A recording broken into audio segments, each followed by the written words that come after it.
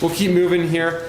So really, no matter all these skills that Freddie and I are talking about tonight, is it really comes down to the decision-making process. And so you can take tons of courses out there. You can buy the airbags. You can buy the nicest beacon out there. But 90% of people, who are caught and killed, are the avalanche accidents either triggered by themselves or somebody in the party. So, it really comes down to making that decision right then. So anticipate the human factor. And so the human factor is kind of a good way of thinking about it is when your emotion starts to override your logic. And so if you start to get emotional about things, Freddie and I both guide big mountains around the world, and anytime my emotions start to override the logic, I start to think about things. And so for example, I've had, been on big mountains and clients are like, well, I have to summit. It's like, well, actually you don't, because I have to take you home before you die. And it's the same thing backcountry skiing. It's like you don't have to ski that powder slope. The slope will be there again tomorrow and the next day and probably many years to come, right? And so you don't have to do anything. And the big thing is just go out and have fun. And so we're going to kind of run through some things about anticipating human factors. And some of this stuff's just things, food for thought. Think about the goals of the group, who you're out there skiing with and riding with that day. Are you all on the same page? What's the experience level? And does everybody kind of have the same plan? On that note, we're both professionals. We have an obligation to find out what they want, and we have to see with their level and their expectation, do they level out? Can we go there?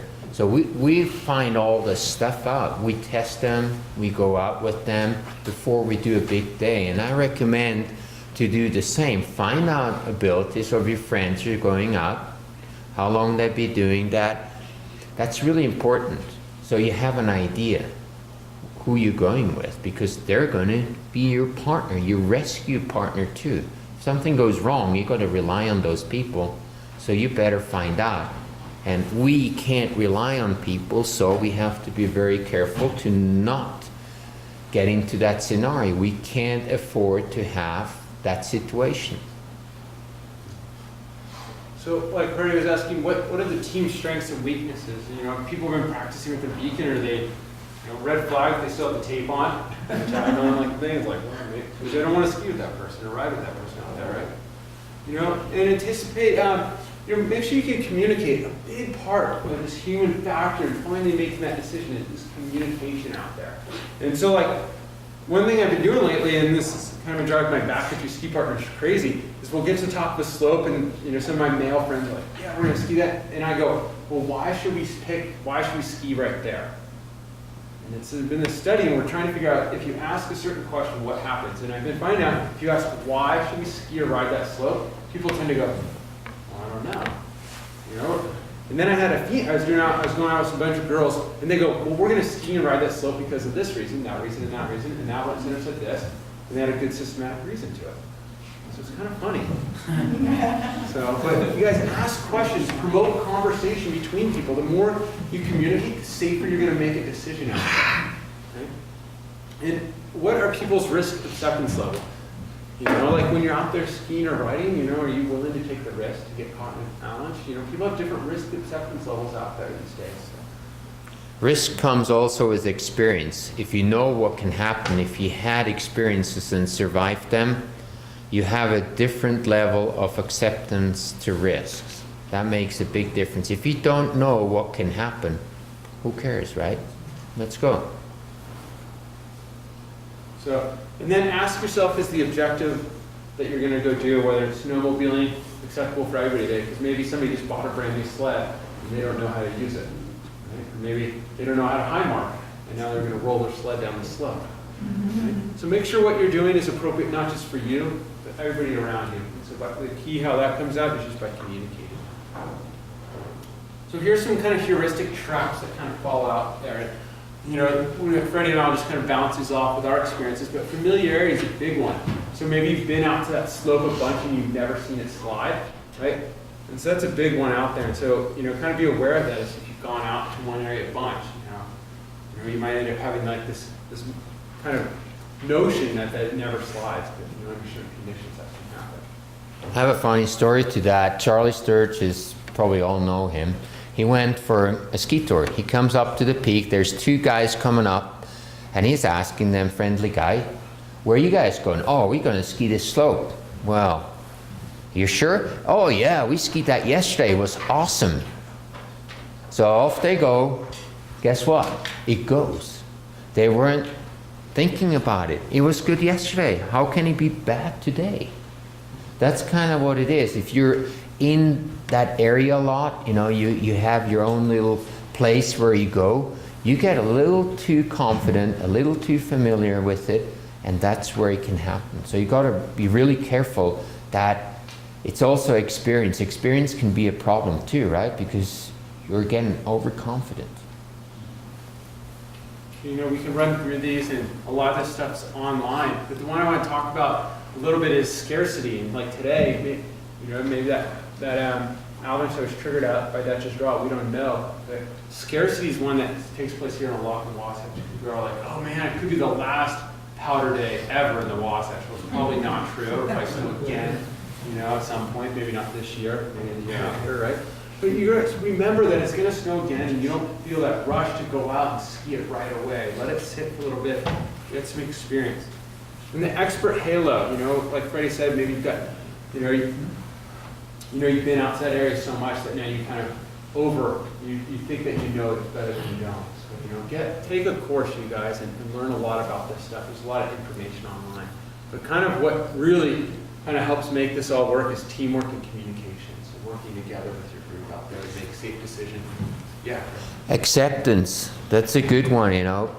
In that kind of society we're in now, the risk taker are looked up to. You see them in videos, everywhere. Everybody wants to strive to be that person, and that's a dangerous one because they're not always the smartest, but everybody wants to do that too. So we accept all of a sudden a lot more risk than we really want to take for our own sake. So that's a good one there too.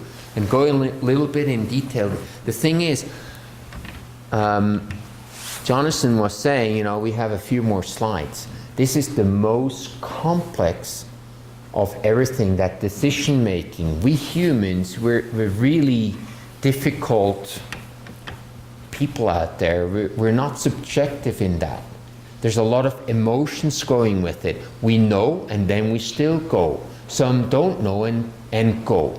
But this is really difficult to get really a handle on it. And me as a professional, it's really tough to run every day through that with people behind me who pay a lot of money, who are pushy. They question your expertise coming down to the expert hollow. They really have no reason to question that because I went through this rigorous testing and I want to come home probably more likely than my guests sometimes. I feel like that. I want to come home and they're just driven by their goal and you stop them. So those are all things they're pushing on you. And that's really hard to be really objective because we're really not. There's so much going on in ourselves. If you have no emotions, you make good decisions. As soon as your friend comes in and starts pushing your red buttons, all that is out the window. And that's a really difficult subject because we don't know so much. Sometimes you deal with people you don't know well enough. Sometimes you don't know even yourself. But when it comes down to with all the information, you stand on the top, do I go or not go? We do the wrong decision. So it's really, really important to look at this a little more in depth. So here's just a couple tips to help mitigate that. Encourage group discussion, you know, like ask yourself, your teammates or your friends, like, why should we ski that slope today? And maybe they have a good reason. Maybe they say, well, the avalanche danger today is considerable, but this slope's not steep enough to even avalanche. Maybe, you know, so kind of challenge each other, so communicate. You know, ask to share observations, you know, like, Freddie, did you see anything as we broke the trail? Did you hear any moving or cracking? He might say, yeah, actually, I stepped off the track, and then you think about it, and I saw something. Is that important? Mm-hmm. You know, you might not know. So ask questions. So and make decisions as a group.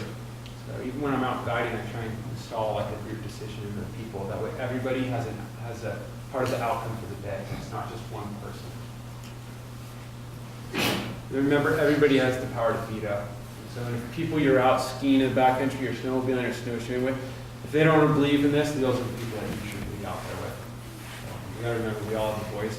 And so like when I go out skiing with my friends, I'm like, yeah, I don't know about that. And they go, okay, well, let's go ski something else. Cool. So, make sure you speak up. So just to kind of summarize a couple questions that I like to ask myself, and Freddie does the same thing. Is the snow unstable? So that's a big thing that we ask ourselves. Am I in avalanche terrain like Freddie talked about tonight? And then lastly, could I trigger an avalanche? So, take an avalanche course, a level 1 course. It's a really good founding block for this stuff. We offer a lot here in Park City. We've got many courses here, and there's also a lot of courses in Salt Lake City. So, use the Utah Avalanche Center's website, but go out in the mountains, you guys. That's what we all want to do. Make sure you have a lot of fun and return safely. So that's kind of. You guys have any questions? Okay, we got some more stuff to raffle. As you guys think about questions, these guys will bring down. I can't believe how much stuff we got for free. Raffle away. It's kind of We're actually supposed to sell all of it, but we're giving it away. Oh, we're selling it away. You guys take an avalanche course, Matt and Sean will probably be some of your instructors. These guys are awesome.